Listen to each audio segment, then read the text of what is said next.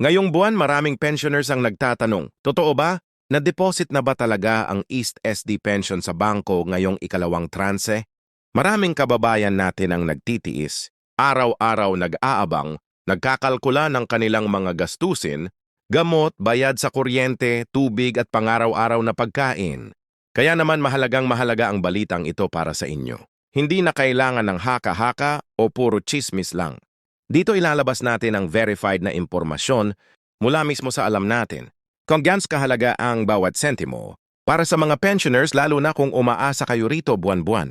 At ngayong dalawa tranche may malaking pagbabago na kailangang malaman ng lahat. May shocking update na inilabas mismo ng ahensya. Ang update na ito ay hindi basta simpleng dagdag lang sa pensyon. May kasamang detalyeng makakaapekto sa petsa ng pag-release, kung paano nyo makukuha ang pera at kung may bagong proseso ba para sa pag-claim. Maraming pensioners ang nagtataka kung automatic bang papasok ang pera sa kanilang o kailangan pa bang pumunta sa opisina. Kaya sa video na ito, malinaw naming ipapaliwanag lahat ng iyon. Bukod pa rito, may nilabas na Table of Releases ang AIS kung saan nakalista kung aling mga batch ng pensioners ang na-deposit na at kung sino pa ang susunod na makakatanggap. Hindi lahat sabay-sabay na pinapasok ang pensyon. May schedule po ito depende sa kategorya ng membership at last digit ng ETH number ninyo. Kaya kung ayaw ninyong mahuli o mamiss ang tamang impormasyon, makinig po kayo hanggang dulo. Hindi ito basta simpleng balita, ito po ay real-time na update para matulungan kayong maiwasan ang kalituhan, scam o maling impormasyon na kumakalat ngayon online. Tandaan, pera po natin to. Karapatan nating malaman kung kailan, paano at magkano ang makukuha natin. Salamat po sa patuloy ninyong panonood. Tuloy-tuloy na nating talakayin ang buong detalye tungkol sa ikalawang tranche ng ES, pensyon na na-deposit na nga sa bangko. Marami sa atin ang hindi agad nakakatanggap ng ganitong update lalo na kung walang access sa internet o kaya ay hindi marunong sa online checking.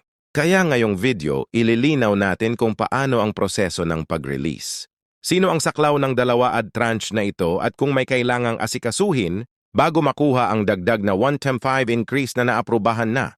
Maraming nagtatanong automatic bang papasok sa gigin yung pension increase o kailangan pang pumunta sa TIET branch. Ayon mismo sa huling pahayag ng Social Security System, lahat po ng pensioners na sakop ng increase ay makakatanggap nito via direct deposit kung dati na kayong naka-enroll sa kanilang bank disbursement program.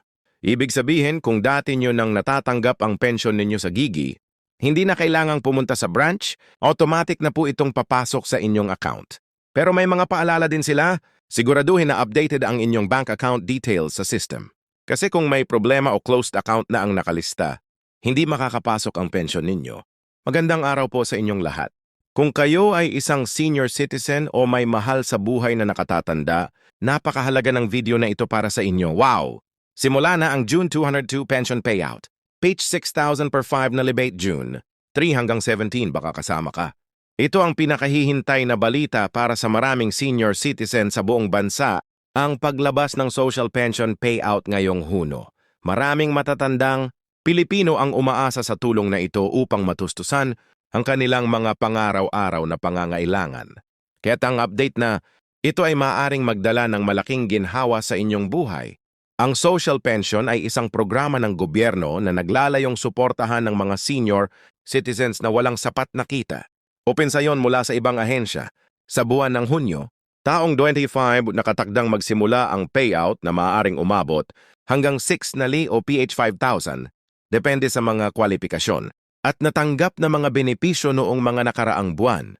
Mahalaga ang petsang June 3 hanggang 17 dahil dito inaasahan ang distribution ng mga pundong ito sa mga karapat-dapat na benepisyaro.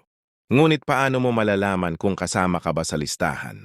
Ano ang mga dapat gawin upang masigurong matatanggap mo ang iyong social pension? Ano ang mga dokumento at proseso na kailangang pagdaanan?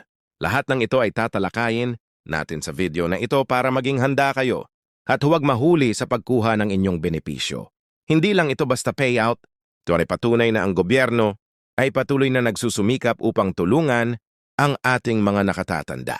Sa gitna ng pagtaas ng mga presyo at gastos, ang social pension ang isa sa mga pangunahing suporta na nagbibigay ng seguridad at kapayapaan ng isip sa maraming senior citizens. Kaya naman, huwag nang magatubiling panoorin ang buong video para malaman ang lahat ng detalye tungkol sa June 202 payout. Kung nakatulong ang impormasyong ito sa inyo, i-like po ang video na ito. Ang simpleng pag-like ay makakatulong sa amin upang maabot pa namin ang mas maraming senior citizens na nangangailangan ng impormasyon. Huwag din kalimutang mag-subscribe at i-click ang notification bell para updated kayo sa mga susunod pang balita at updates. Sama-sama nating harapin ang mga pagbabago at siguraduhing makukuha ninyo ang inyong mga karapatan. Tara, simulan na natin. Ngayong napag-usapan na natin ang pinaka-importanteng impormasyon tungkol sa June 202 Social Pension Payout, panahon na upang mas malalim nating intindihin kung ano nga ba talaga ang ibig sabihin ng programang ito para sa mga senior citizen sa buong bansa. Sa maraming pagkakataon ang buhay ng ating mga matatanda ay puno ng hamon, lalo na pagdating sa kanilang pangaraw-araw na gastusin, hindi lingid sa ating kaalaman na tumataas ang presyo ng mga pangunahing bilihin mula sa pagkain, gamot, kuryente hanggang sa mga bayarin sa bahay.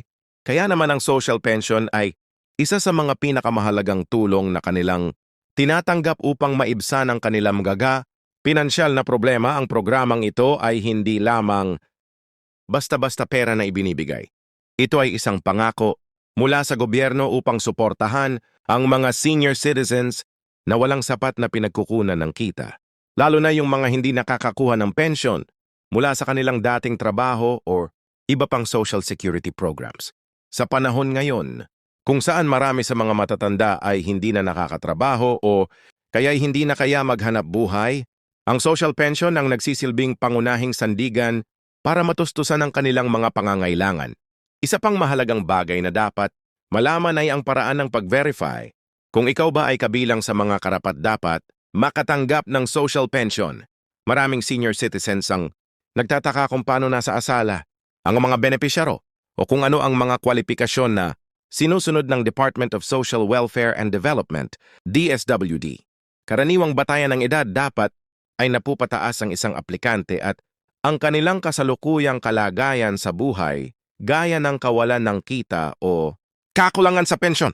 May mga proseso rin ng validation na ginagawa sa mga lokal na opisina ng DSWD upang matiyak na ang pondo ay mapupunta talaga sa mga nangangailangan. Mahalaga ring maintindihan ng bawat senior citizen ang mga proseso at dokumentong kailangan upang maayos na maproseso ang kanilang aplikasyon at matanggap ang kanilang social pension. Hindi biro ang paghahanda ng mga papeles, lalo na kung hindi pamilyar sa mga legal at administratibong usapin. Ngunit huwag mabahala dahil sa video na ito, tutulungan kitang unawain ang bawat hakbang ng malinaw at simple upang hindi kayo mahirapan o madelay ang inyong benepisyo. Bukod sa proseso, pag-usapan naman natin ang halaga ng pension payout na inaasahang matatanggap ngayong Huno, taong 2025. Ayon sa mga anunsyo, maaaring umabot ito hanggang 6,000 o PH 5,000 depende sa inyong kwalifikasyon at sa programa na sakop ninyo. Ang halagang ito ay malaking tulong para sa mga senior citizens na nangangailangan ng dagdag na suporta upang matustusan ang kanilang pangaraw-araw na gastusin, lalo na ang mga medikal na pangangailangan na madalas nagiging pasanin ng ating mga matatanda. Sa mga nakaraang taon, naging malaking tulong na ang social pension sa maraming pamilya. Maraming kwento ng pag-asa at ginhawa ang umusbong mula sa mga benepisyaryong nakatanggap ng tulong na ito. Nakabibili sila ng gamot, nakakabayad ng kuryente o nakakain ng sapat na pagkain. Sa ganitong paraan, ang social pension ay hindi lamang pera, kundi isang paraan upang mapanatili ang dignidad at kaligayahan ng ating mga senior citizens. Gayunpaman, may mga pagkakataon din na nagkakaroon ng mga issue sa distribusyon o delay sa payout, kaya mahalaga na maging mapagmatyag ang bawat benepisyaro at ang kanilang pamilya sa mga impormasyon na inilalabas ng DSWD at iba pang opisyal na ahensya. May mga pagkakataon din na may mga scam na nagpapanggap bilang opisyal na tagapagbigay ng social pension, kaya kailangan maging maingat sa pagtanggap ng mga tawag o mensahe. Sa usapin ng paghahatid ng benepisyo, nagkaroon din ng mga pagbabago sa sistema ng payout. Dati karamihan ay tumatanggap ng pera sa pamamagitan ng cash payment sa mga local government units o barangay halls. Ngunit ngayong mas moderno na ang panahon, may mga programa na ang naglalayong gawing digital ang pagproseso at paghahatid ng pensyon upang mas mapabilis at masiguro ang kaligtasan ng mga senior citizens. Ito rin ay nagiging paraan upang maiwasan ang mga pagnanakaw o pagkawala ng pera sa paglalakbay ng mga benepisyaro papunta sa payout centers. Hindi rin mawawala ang papel ng mga pamilya at komunidad sa pagtulong sa mga senior citizens na makatanggap ng kanilang social pension. Madalas ang mga anak, apo o kapitbahay ang tumutulong sa mga senior upang makapunta sa mga opisina, maghanda ng mga dokumento o mag-follow up sa kanilang aplikasyon. Sa ganitong paraan, nagiging mas madali at mas ligtas ang proseso para sa ating mga nakatatanda. Isang mahalagang paalala, rin de Yumpatler Novorable, ng impormasyon ng mga benepisyaro. May mga pagkakataon na kinakailangan mag-report ng pagbabago sa tirahan, kalagayan sa buhay o iba pang detalye upang hindi maapektuhan ang kanilang benepisyo. Ang pagiging magap sa ganitong aspeto ay makakatulong upang maiwasan ang pagkaantala o pagkahinto ng social pension payout. Habang tinatanggap ng marami ang tulong na ito, hindi rin mawawala ang mga pangarap na mas mapabuti pa ang kondisyon ng ating mga senior citizens. Kaya patuloy ang pagsisikap ng gobyerno na palawakin at pagandahin ang social pension program upang mas marami pang Pilipino ang makinabang.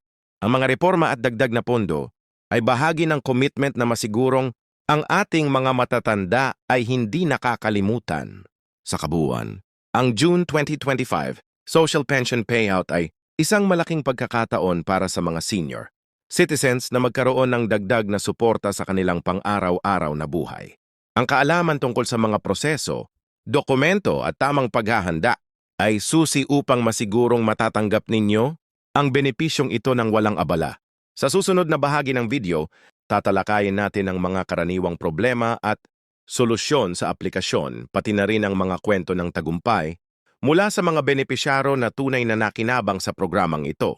Kaya huwag po kayong bibitiw. Samahan ninyo akong tuklasin ang lahat ng detalye upang kayo ay maging handa at informed. Ngayon naman, pag-usapan natin ang mga karaniwang hamon na nararanasan ng mga senior citizens sa pag-a-apply at pagtanggap ng social pension. Isa sa mga madalas na reklamo ay ang pagkaantala ng payout.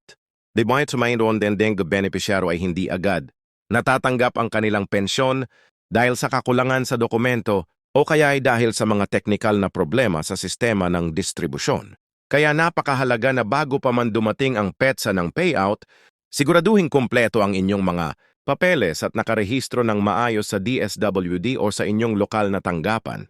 Bukod sa mga papeles, ang tamang impormasyon ay isa ring malaking tulong upang maiwasan ang mga problema. Madalas na may pagbabago sa tirahan o kalagayan ng benepisyaro na hindi agad na iuulat. Dahil dito, nagkakaroon ng pagkaantala o pagtigil sa pagbibigay ng social pension. Kaya hinihikayat namin kayo na agad ipaalam sa inyong local social welfare office kung may mga pagbabago sa inyong sitwasyon upang ma-update ang inyong records. Isang magandang balita rin ay ang patuloy na pagsulong ng digitalization ng social pension program. Sa mga lugar kung saan ito ay naipatupad, mas mabilis at mas ligtas ang paraan ng pagbibigay ng benepisyo. Hindi na kailangan pang pumila ng matagal o maglakbay ng malayo para lang makuha ang pera. Sa halip, ang mga senior ay maaaring makatanggap ng pera direkta sa kanilang bank account o sa mga digital payment platforms. Ito ay isang malaking hakbang para mas mapadali ang proseso at maiwasan ang abala lalo na nasa mga may mahirap na kalusugan o limitado ang mobility. Hindi natin pwedeng kalimutan ang papel ng mga pamilya at komunidad sa tagumpay ng social pension program. Ang suporta ng mga mahal sa buhay ay napakahalaga sa paghahanda ng aplikasyon, pagdadala ng mga dokumento at pagsubaybay sa update ng payout. Sa ganitong paraan, naipapakita natin ang pagmamahal at pag-aalaga sa ating mga senior citizens na siya namang nagbibigay saysay sa programang ito. Marami na ring mga kwento ng tagumpay mula sa mga mag-subscribe SS Pension News, benepisyaro ng social pension. Ilan sa kanila ay nagsabing ang pensyon ay nakatulong upang sila ay magkaroon ng sapat na gamot, makabayad ng kuryente at makabili ng pagkain para sa kanilang pamilya. Yan simpleng tulong na ito ay malaking bagay para sa kanilang kalusugan at kapakanan. Ang social pension ay hindi lamang pera. Ito ay pag-asa at pagmamalasakit ng buong bansa sa mga matatanda nating kababayan. Bilang pagtatapos, nais kong ipaalala sa inyo na ang tamang impormasyon, magap na paghahanda at pagiging updated sa mga Balita ay susi upang makuha ninyo ang karapat-dapat ninyong social pension. Huwag hayaang maabala kayo o mawala ang inyong benepisyo dahil sa kakulangan sa impormasyon o sa pagkaantala sa proseso. Kaya't kung kayo ay isa sa mga senior citizens na naghihintay ng June 2025 payout o may kilala kayong senior na nangangailangan ng ganitong impormasyon, ibahagi ninyo ang video na ito. Sa simpleng pag-share, makakatulong kayo na maabot ang mas marami pang mga benepisyaro. Huwag kalimang i-like ang video na ito kung nakatulong sa inyo ang mga impormasyon. Ang bawat like ay nagiging inspirasyon sa amin upang magpatuloy sa pagbibigay ng mahalagang updates. Mag-subscribe din kayo at i-click ang notification bell upang hindi ninyo mapalampas ang mga susunod naming balita at gabay tungkol sa social pension at iba pang benepisyo para sa mga senior citizens. Maraming salamat po sa inyong panonood at pagtitiwala. Sama-sama nating siguraduhin na ang ating mga senior citizens ay patuloy na matutulungan at mapapangalagaan